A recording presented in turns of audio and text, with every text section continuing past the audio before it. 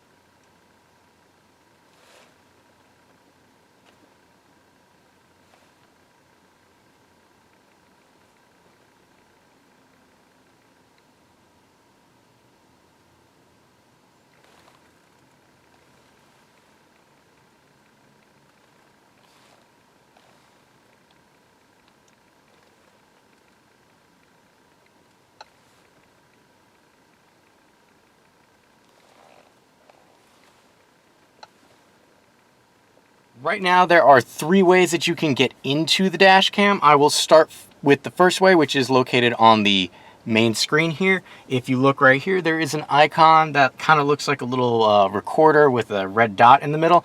That is the first way that you can access the dash cam. So by clicking on this, it brings us into the dash cam. So this is going to give you a live view of what the dash cam actually is looking at. You have several options at the bottom. Currently, I have it displaying my GPS location as well as the time and MPG. Now I will show you in a minute where to go to change those options if you want, but right now I'm just going to talk a little more about the other buttons. In the middle is a red box. What this will do is allow you to record or start recording if you have the GPS set not to start recording when you first turn on the GPS. So that will initiate your recording if you don't turn that option on. This icon right here, the thing that looks like a little camera, is just that. It is a camera. If you click on it, it will take a snapshot, so a still image of whatever it's looking at, and it will also actuate a save if you're on this screen or another screen. So you will get both a still image as well as a saved video recording file. Speaking of saved video recording files, that is what this icon is. It looks like a little SD card because clicking on that will actually save your video recording. Now, the dash cam is constantly rolling and will override pre-existing files if you do not save them. So depending on the size of your micro SD card that you have is how long or how much it will save before rewriting. Now it does come, this GPS does come with a 8 gigabyte micro SD card. However, I upgraded to a 64 gigabyte micro SD card, which is the maximum capacity that Garmin recommends using with this particular dash cam / GPS. So again, clicking that will save a recording. Now you can click it and what happens is it will record, the recording will start a certain amount of minutes back. So if an incident happened and you didn't quite get to it fast enough, clicking that will rewind the save function. Likewise, it will continue recording for about 1:30 seconds after you click the button. If you want more time, all you have to do is click it again, and that will tell it, I'm just going to add more time to this recording.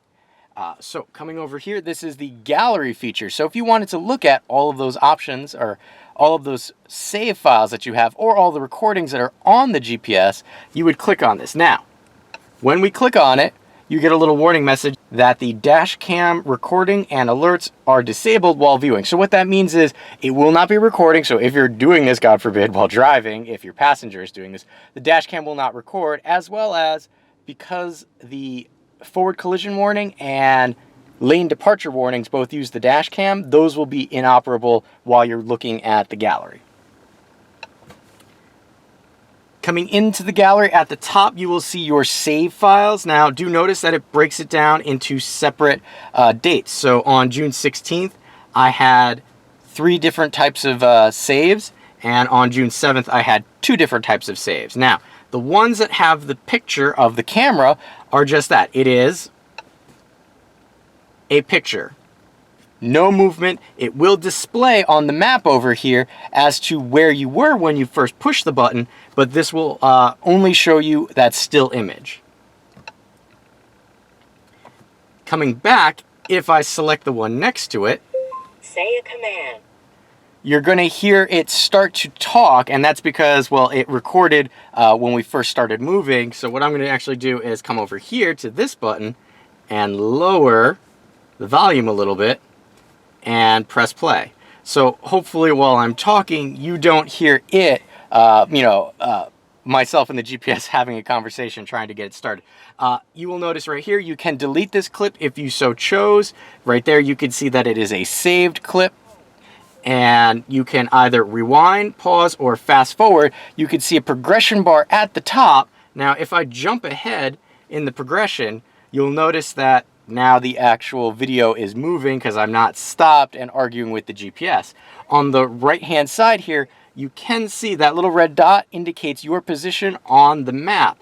Now, I'm going to push it ahead a little further so that you can see the highlight in blue here represents the actual recorded area.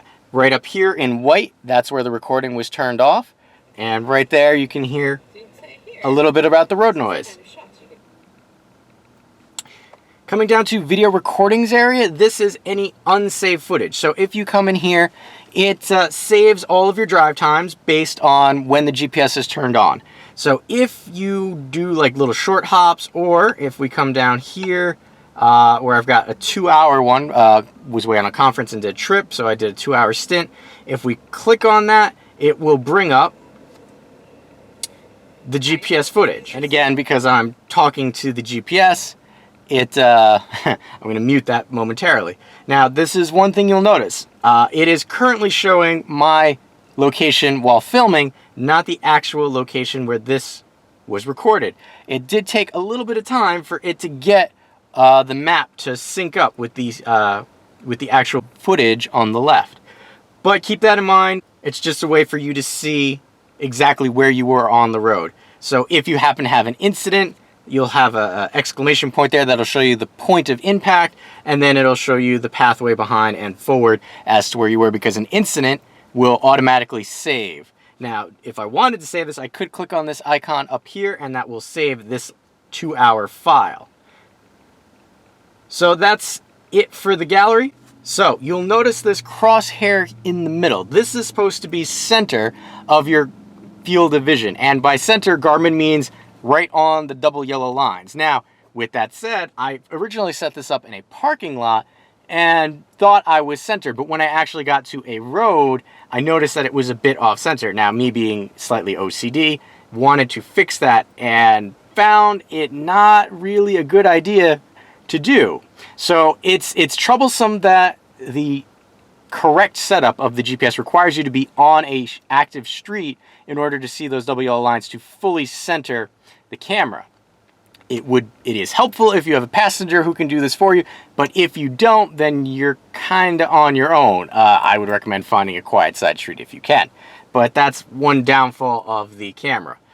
It does allow you to change the location of the GPS, either center, right, or left, and you do have horizontal movement of the camera itself, just not vertical, so you can set it up as you see fit. Now, I did say there was another way to access the video, the dash cam. So if you're under maps, all you have to do is come over to your extra tools and select camera, and you can have this camera option open all the time. Now, when you start moving, you'll get 3 little blue lines in front of your car. That's going to be for your forward collision warning. Now, keep in mind that does not turn on until you reach 30 miles an hour. Right here, you've got your save button, which will save whatever you happen to be on. And here's your record function. If you hit the record function, it brings you into the dash cam view itself. And hitting the save will not bring you into the dash cam, but rather just save the footage as if you had an incident, or you push the save button on the actual dash cam view. So the really big problem that I have with the dash cam is that there is no voice command to actuate the dash cam view. I really feel that if you have the GPS with voice commands, they should have added voice commands to get into the GPS. So let me demonstrate. Computer. Say a command. Down. Now you'll notice nowhere in there does it actually say how to get to the dash cam, because they do not have a voice command to do that. And I really think that was a little bit of an oversight. Having to touch the screen to get into the dash cam is a bit of a headache if you have all your other functions being voice commands. Now the last way that you can access the dash cam is through apps. And clicking on Dashcam at the top brings you back to your Dashcam view. Now, I will say that while in Dashcam view, you still can hear audible directions. You might not be able to see where you are on the map, but you can still hear turn right at the traffic light or turn left at McDonald's. You also do still hear the forward collision warning as well as lane departure warnings. And those do have different tones, so you will know which one is which. However, you just won't know which side your lane departure is happening on if you're using this particular view. Now, with the lane departure, I will say, because it uses the dash cam, it's a little hit or miss and can be a little sensitive depending on your situation. When I was traveling on the thruway, there's a tar line in the middle of the road. And if you move into the left lane to pass a car, the lane departure warning would go off because it thought you were crossing a line. And you were, but just not a traffic line. With that said, the dotted yellow or white line in the middle of the road, the lane departure did not quite pick up on. And depending on the sensitivity that you have, the forward collision or forward collision set for is how close a car has to be to actuate that particular action. Now, if you wanted to change that, you come over here to settings and then go to camera. And then from here, you can change all the settings for the dash cam. Now, if you're interested, I will link to a quick shortcut over there somewhere for the user interface for the Garmin nuviCam here, and I'll link it right to where the dash cam stuff is, so if you want to know a little more in depth about that. Finally, on any screen that you happen to be on, whether it be the main screen here or the map screen, this button in the upper left hand corner of the unit, if you press on it, will make a snapshot sound or something like a camera click, and what that'll do is that will actuate similarly to the save the camera icon in the dash cam. It will save a picture as well as it will start a video recording X amount back and progressing forward. And this is what it sounds like.